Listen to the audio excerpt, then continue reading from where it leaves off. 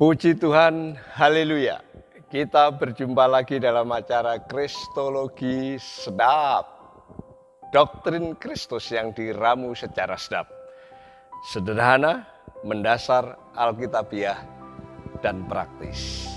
Kita akan belajar mengenai kemanusiaan Yesus ketika di bumi. Kawan sehati dalam Tuhan, kisah Tuhan Yesus di bumi bukan seperti kisah dongeng-dongeng atau mitos. Karena ada bukti historis dan saksi-saksi mata. Dia bukan kisah seperti Karna anak Dewa Surya yang lahir dari telinga. Dia Yesus lahir sebagai manusia secara umum. Manusia umumnya. Mengikuti ritual-ritual tertentu. Misalnya disunat pada hari ke-8, diberi nama, diadakan upacara penyerahan anak, ada pentahiran dan pengudusan di Bait Allah sebagaimana adat istiadat agama Yahudi pada waktu itu. Perhatikanlah catatan Lukas pasal 2 ayat 21 dikatakan, dan ketika genap 8 hari, ia harus disunat.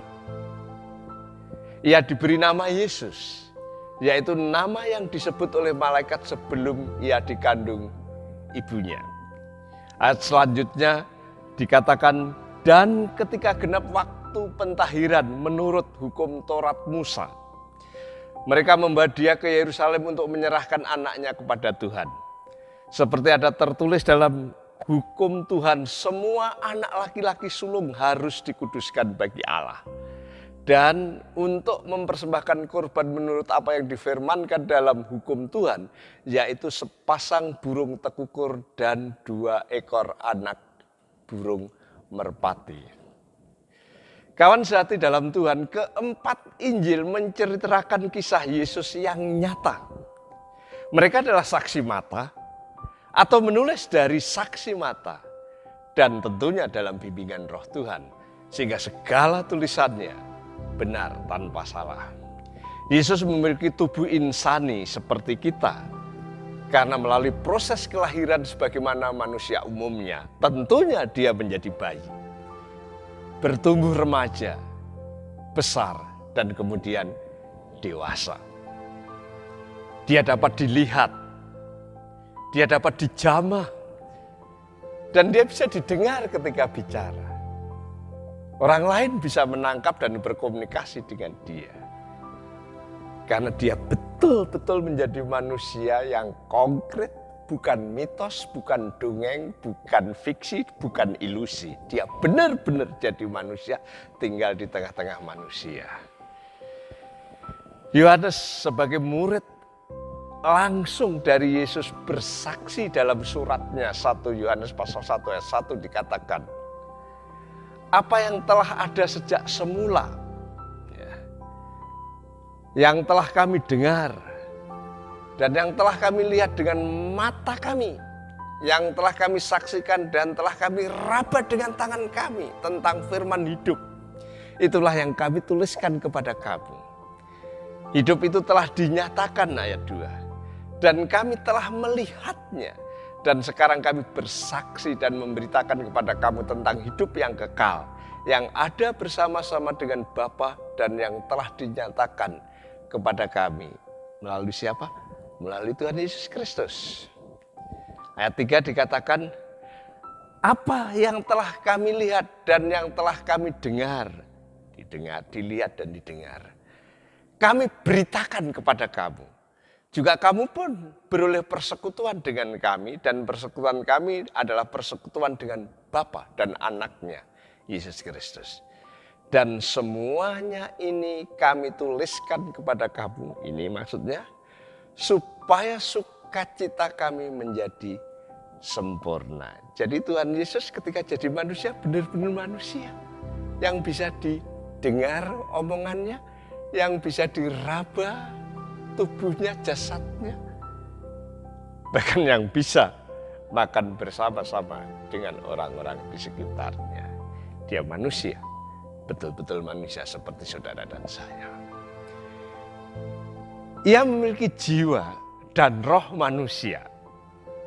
Ya, manusia punya jiwa, manusia punya roh. Tuhan Yesus juga disaksikan oleh Matius di dalam Injilnya pasal 26 ayat 38.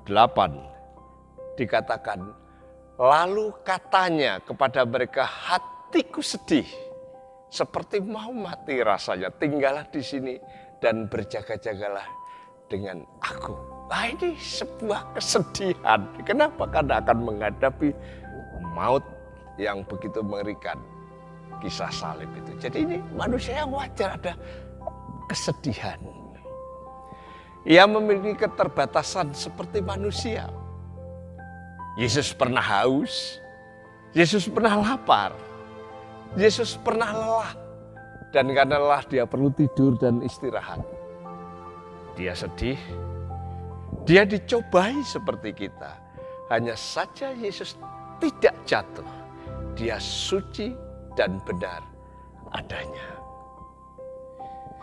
Kawan sehati dalam Tuhan, sebagai manusia, dia memiliki nama Yesus, Immanuel, juga sering disebut anak Daud.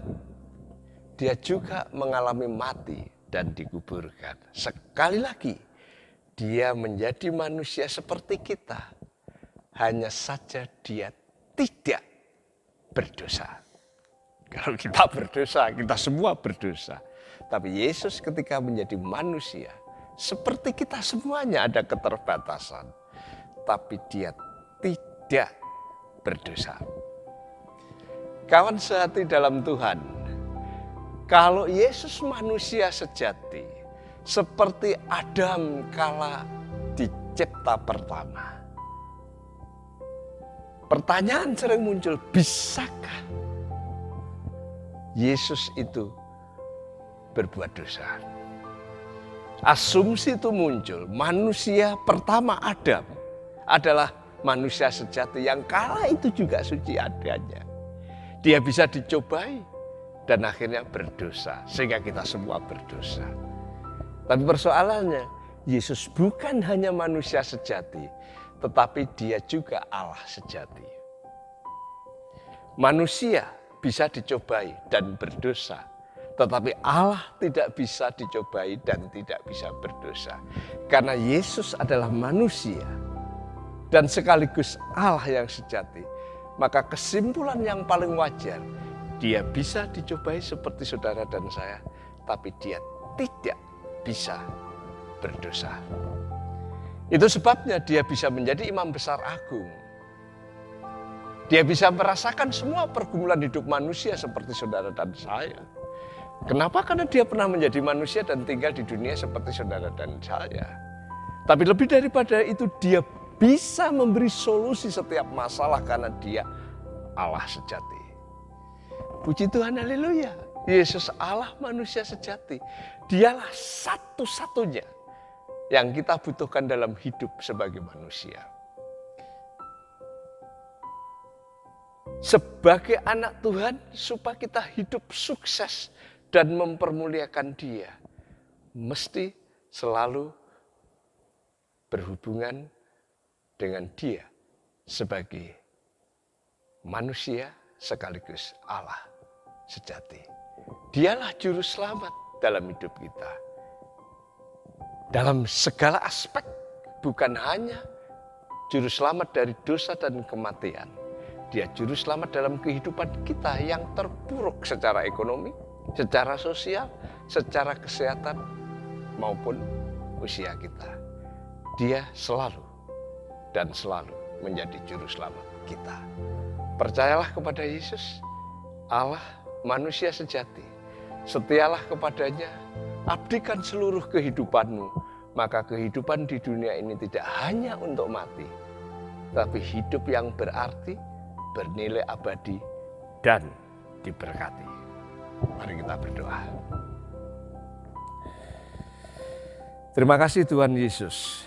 Sekali lagi Engkau Allah sejati, manusia sejati. Engkau tahu setiap pergumulan umat manusia karena Engkau pernah jadi manusia. Engkau tahu kesulitan dan kesusahan hidup di dunia ini karena Engkau pernah mengalami kesulitan dan kesusahan itu. Tapi lebih daripada itu Engkau tahu jalan keluar, Engkau tahu solusi yang harus terjadi di dalam kehidupan ini. Karena Engkau Allah yang sejati. Karena itu Bapa, kami berterima kasih. Karena kami mengenal Engkau, kami menjadi milik-Mu. Engkau adalah juru selamat. Baik dari dosa maupun kematian. Tetapi dari kehidupan sehari demi kesehari, Engkau juru selamat kami. Dalam nama-Mu kami pertaruhkan hidup kami. Dan kami abdikan di dalam kehidupan yang abadi bersama Tuhan. Haleluya. Amin.